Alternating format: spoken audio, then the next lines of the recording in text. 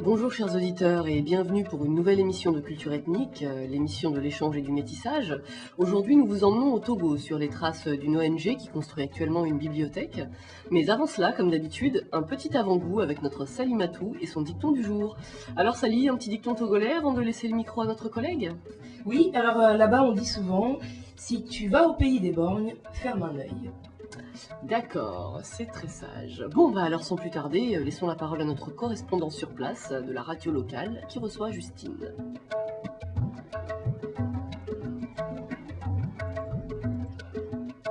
Eh bien, merci Claire. J'ai le grand plaisir aujourd'hui d'accueillir dans notre beau studio une personne active, une personne motivée, une jeune fille qui fait bouger les choses, comme on dit.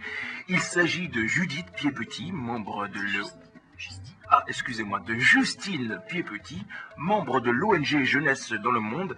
Alors, Justine, dites-nous en quelques mots les raisons de votre présence sous notre beau soleil africain. Alors, c'est un projet de rencontre internationale autour de la transmission du savoir. Une équipe de bénévoles français part à la rencontre de jeunes Togolais de la région et leur propose de s'associer à la construction d'une bibliothèque pour les habitants de Nkaté. Voilà, le but, outre la construction du bâtiment, est pour chacun de s'épanouir dans la réalisation concrète d'un projet et de se découvrir soi-même par la rencontre de l'autre. En tout cas, bravo pour votre succès. Je vous sens un petit peu tendu, hein. Vous êtes ici chez vous, vous pouvez vous détendre. Ben justement, comment vous sentez-vous chez nous? Est-ce que l'Afrique vous plaît? N'est-ce pas trop dur? Le luxe, excusez-moi, ne vous manque pas trop? Non, le luxe, non. Je pense pas que je vis dans le luxe en France. Ah. En fait, ça ressemble tout simplement à certains endroits à la campagne chez nous. Il n'y a pas de courante non plus, voilà. Donc non, c'est pas dur. Et s'il faut pas exagérer. Et sinon, l'Afrique me plaît, oui, bien sûr. Enfin, c'est un peu général de dire ça. Disons que ce voyage est formidable. C'est beau. Et c'est surtout les gens, en fait. Les gens sont extrêmement chaleureux. À tel point que parfois, j'en suis même arrivée à me demander... des fois, j'ai l'impression qu'ils sont surtout heureux de voir des Français, que c'est ça qui est important pour eux. Ils sont surtout heureux de voir des Françaises, parce que je dois le dire aux auditeurs, Judith est vraiment très très belle. Je vois que vous avez été très frappé, en tout cas par notre légendaire hospitalité. Alors, ce projet, dites-nous tout, Judith. De quoi s'agit-il? Qui est à l'origine? Le projet est un projet de l'ONG Jardin de Livres. Ah, les jardins de livres. Alors, pour que la culture fleurisse, donc si je comprends bien, vous êtes au jardinage, comme on dit, les mains dans la terre. Alors, normalement, ça aurait dû être ça, mais en fait, elle est déjà construite. Enfin, elle est presque construite, la bibliothèque. Enfin, je veux dire, l'équipe togolaise a pris un petit peu d'avance sur nous. Quand on est arrivé, les travailleurs avaient déjà construit le bâtiment. Donc, en fait, c'était fini. Mais c'est bien. C'est très bien. Oui, bien écoutez, le plus tôt sera le mieux. Donc, si je comprends bien, je serai bientôt invité à l'inauguration. Judith, j'espère que vous me promettez de danser avec moi. Oui. Justine, excusez-moi, je suis vraiment troublé par la beauté de cette gazelle blanche. Vraiment. Alors bon, mais Justine, je sais que vous dansez le ndombolo comme une africaine, hein. Moi, j'arrête de vous taquiner. Revenons à cette fameuse bibliothèque. Quel est le programme de votre journée de demain, par exemple? Alors, demain, on se repose, en fait. Ah. Voilà, parce que c'est fini, on a fini de placer les livres hier. Très bien. Donc voilà, et en fait, Monsieur Denis, le directeur du projet, ne vient que de temps en temps, et le reste de l'équipe avait vraiment besoin de se reposer. Ah oui, je crois que là, vous avez été exposé au rythme africain. Ça, vous savez, chez nous, on aime la nonchalance. Non, mais en fait, ils sont tous français, hein. Mais c'est vrai qu'ils aiment bien la nonchalance aussi. Donc vous aurez enfin un peu de temps pour vous balader avec vos amis togolais. Le contact se passe bien malgré les différences? Ah oui, ils sont très sympas. On parle pas beaucoup.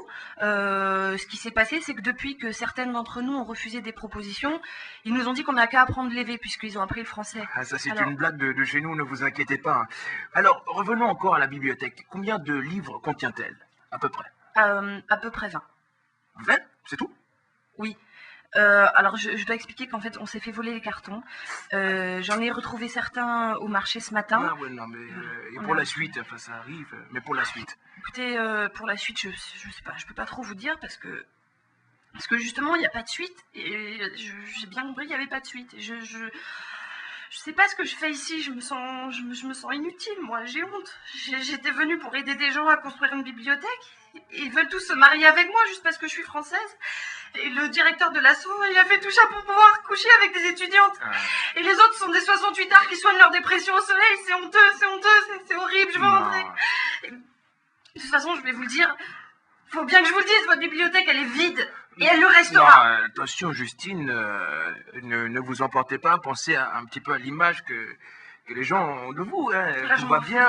Non, je comprends. Là, vous êtes stressé par le dépaysement, le travail acharné, tout ça n'est pas facile. Mais nous avons tous confiance en vous, hein, ici, dans la réussite de ce projet, malgré les difficultés. Mais maintenant, parlons un petit peu de vous, Julie. Comment voyez-vous... Ah, excusez-moi. Comment voyez-vous votre avenir? Peut-être, je ne sais pas, ministre de la Culture ou de la Francophonie? Non, surtout pas. Au secours. Non. Justine, une dernière petite question. Aujourd'hui, l'Afrique souffre d'un grave problème. L'illettrisme. Quelle solution apportez-vous à cette situation dramatique? Oh, putain, mais j'en sais rien. Moi, je suis pas ministre. Vous savez mieux que moi où sont les problèmes, qui tirent profit de cette situation. Arrêtez de faire comme si j'étais le pape. Enfin, mes chers auditeurs, je vois vous entendez aussi qu'une grande sagesse dirige les réponses de notre invité. Eh bien, en tout cas, merci encore, Judith, pour nous avoir fait part de vos lumières sur les progrès que nous avons encore à faire ici. Ben oui, mes chers auditeurs, nous devons unir nos efforts pour la culture malgré nos malheurs. Et je vous souhaite à tous une superbe journée. À demain. Justine, vous connaissez la bonne humeur? Je crois qu'on a eu un petit problème de micro. Voilà, chers auditeurs, c'était un reportage culture ethnique. En attendant de nous retrouver la semaine prochaine, passez une agréable semaine. Attends, je rêve ou quoi? Ils sont allés bronzer au soleil sous les cocotiers, quoi. Oh, je sais pas, mais en tout cas, le journaliste, là, il avait l'air d'avoir un problème avec les filles. Hein. Ouais, ça c'est clair. C'est déjà moins choquant que le directeur du centre, là. Lui, c'est carrément tourisme sexuel, quoi. Ni plus ni moins. Oh, attends, c'est sa vie, hein. Au moins, ils apprennent à lire, et puis... Tu sais, quelqu'un qui a des cours, après tout. Mais t'es taré ou quoi? T'es taré ou quoi? Vous avez pas violé assez de femmes en Afrique, là, comme ça, non? Moi j'ai violé personne, je te signale. Par contre, ma cousine, elle s'est fait agresser par un blague. Et puis alors vous, d'abord, là, on lui demande quelque chose à la femme avant de lui faire 12 membres, là, sans clitoris. Ça, c'est pas du viol, peut-être? Et puis les sauvages avec leurs machettes, là, tout ça. Mais attends, vos pédophiles, là, dans le nord, là, du trou et compagnie, hein? Les femmes battues au picot, les ratonnades, la Shoah, c'est en Afrique, peut-être? Non, mais attends, et les clandestins, alors pourquoi ils viennent ici si c'est mieux chez eux? La prostitution africaine, elles sont bien contentes de venir, après tout. Et vous, de les accueillir, hein? Elles ont pas de problème de visa. Ouais, de toute façon, vous êtes tous des illettrés, des sauvages. C'est quoi? Illettrés, t'as bien entendu, je sais même pas comment t'as... Mais je vais te carchériser, tu pues, je vais te carchériser avec Jamel. Je vais te carchériser avec Jamel, t'as bien entendu. Moi, je vais te découper à la machette. Des petits morceaux comme Ah bah ça. voilà, le naturel chassé, le naturel, il revient au galop. Je sais pas quand est-ce qu'il faut couper, c'est pas la Oh putain, toi tu comprends rien, tu coupes jamais. Je comprends pas.